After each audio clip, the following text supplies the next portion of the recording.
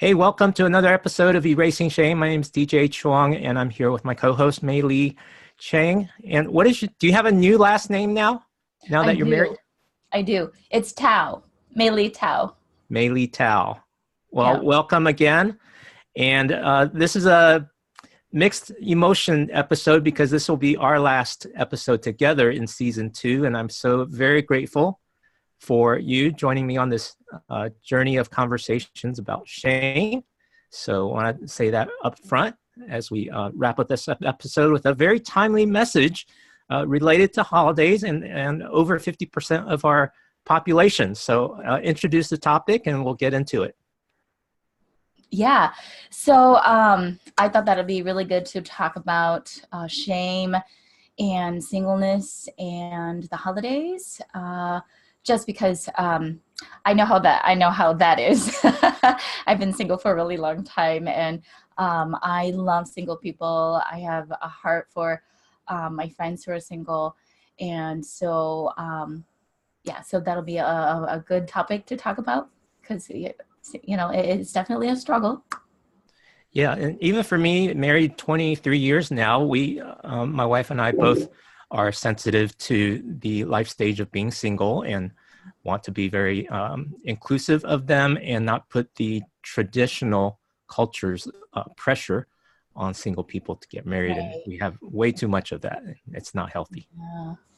Yeah, for sure. And holidays can be hard sometimes if you're single, because I think it's just a season to kind of remind you that you're extra single, right? So you already know that you're single, but because of all the activities, everything's kind of based on relationships and families. There's definitely all sorts of relationships, but I think culturally, marriage is kind of glorified and celebrated in almost every season, but especially during the holidays. And so I think that can get really hard for singles. And then sometimes, that comes along with this feeling ashamed, with your singleness and your relationship status. Yeah, and on top of that, this shame in a traditional culture like Asian cultures, it almost comes from those who are family and married and shaming the single person, or for the married couple that doesn't have kids yet, there's a shaming of the ones that don't have kids yet. And so certainly there's a value for marriage. Marriage is a good thing. Having children is a great thing, especially Christmas when they get to open their gifts and all the joy of that. Right. But singleness is also a stage of life that should be better received and not shamed. Right. So what would you suggest that the families and married people can do? Yeah, I think, so maybe I'll tell a little bit about myself first. At times when, I might have, struggled with, being single. So especially if you're not close to family and if you're, living in a different part of the country, it's hard to sometimes even go to church because you're sitting by yourself.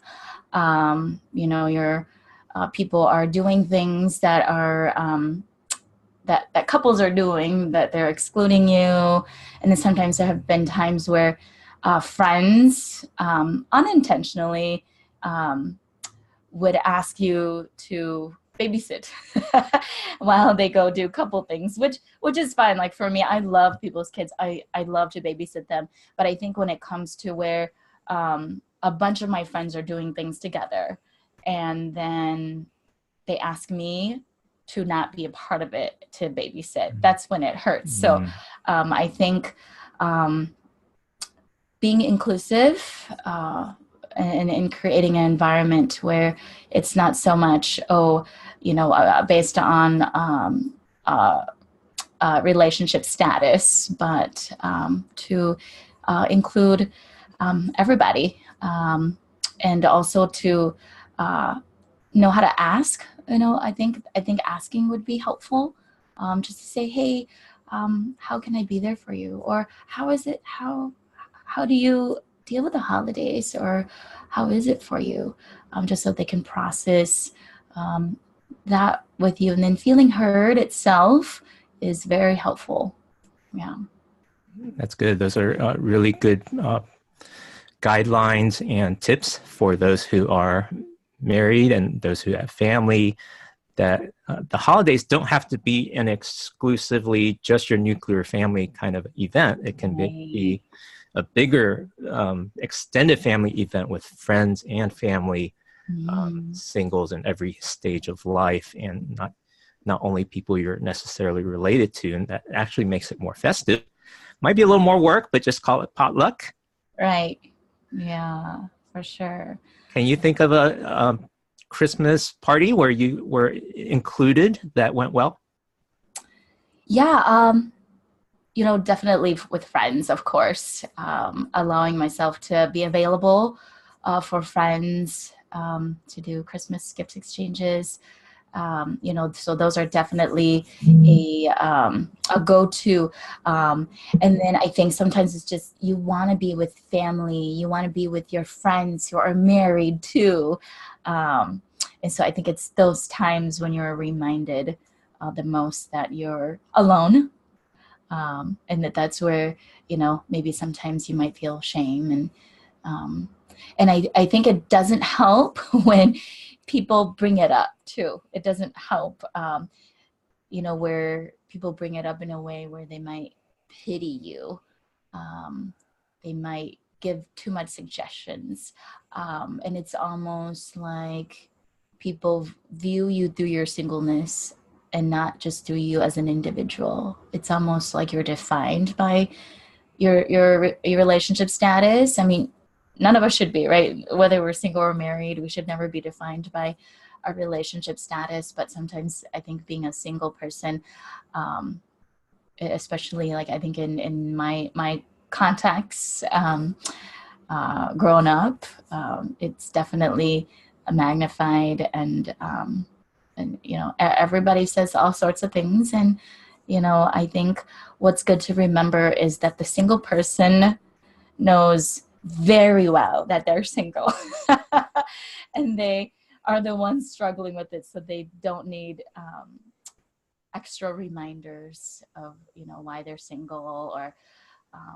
asking too much questions of, why are you still single? Don't you want to date someone? Don't you want to love someone? And so instead of asking those questions, maybe just ask, how's life lately? What are you doing? What are your plans? And then affirm them on their, accomplishments and who they are as a person, and not focus so much on the singleness piece. That's not to say that you can never ask. It's okay, of course, but Maybe touch allow it the and single go. person to initiate. Right. Yeah, for sure. And yeah. And okay, there's one other thing that comes up when there's mixed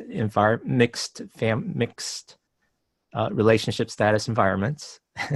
um, Right. what about introducing to other singles that are potential mates? How can that be better presented instead of, uh, I guess we many of us have experience where we're introduced on a blind date or an awkward way, but how can that be less awkward in a um, holiday season gathering? Yeah, I think what you said earlier is the answer, meaning ask the single person first. You can bring it up. It's okay. Um, I think I think what's helpful if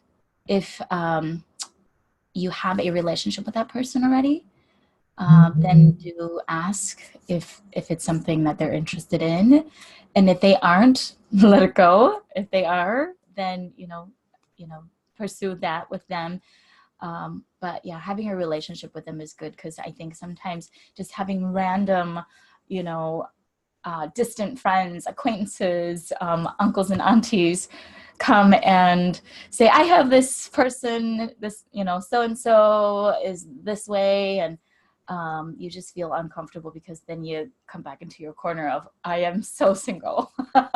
Yeah. And, people are constantly trying to help me. Because here's the thing too, there's seasons in my singleness where I'm not interested in it. I'm content where people aren't content for me. And it gets a little frustrating because it's like, well, I'm content and I don't have a problem with it. Why do you have a problem with it?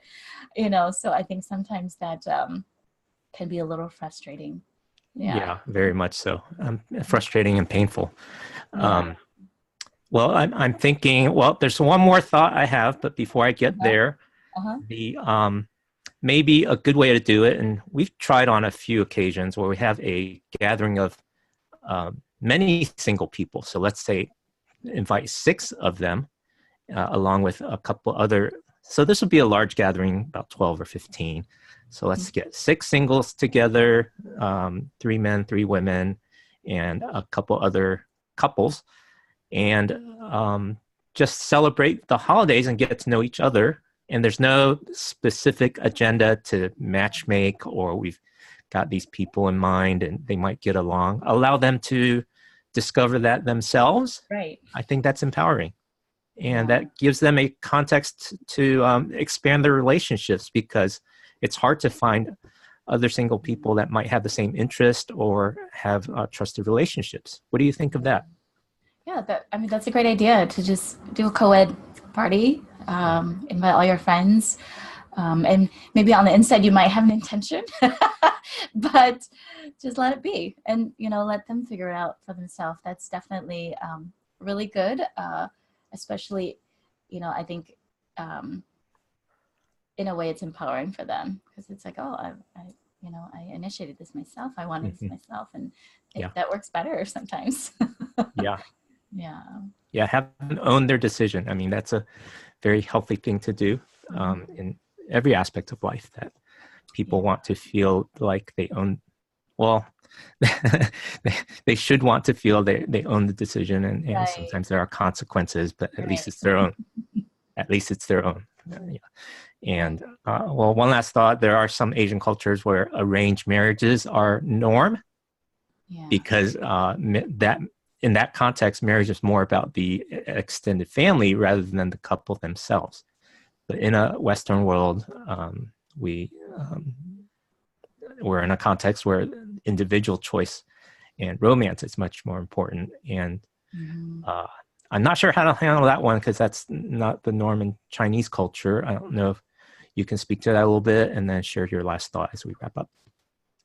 Sure. I think, I guess in my cultural context, I mean, that still happens, but it's not the norm. And I think when I say norm, I would have to say my norm. I need to say that, especially with my friends and family and relatives. A parent would not do that because they know how stubborn their kids are, and it will not work. And so I can't fully speak to that as well, but regardless, it's frustrating, if that was to happen. Even I think on a whole new ball game of frustration for single people. And so don't do that, parent. Let them. Well, I think I just wanted to say that to acknowledge that is also in the mix, right? Right. Yeah. That's definitely in the mix. Okay, Maylee, you get the last word, and then we'll be done with season 2. So appreciate you being with us. Sure. Yeah. Well, I just want to say it's been so much fun, DJ, to do this with you, to process this with you, and then at the same time sharing just our experiences, and drawing from our personal and professional backgrounds.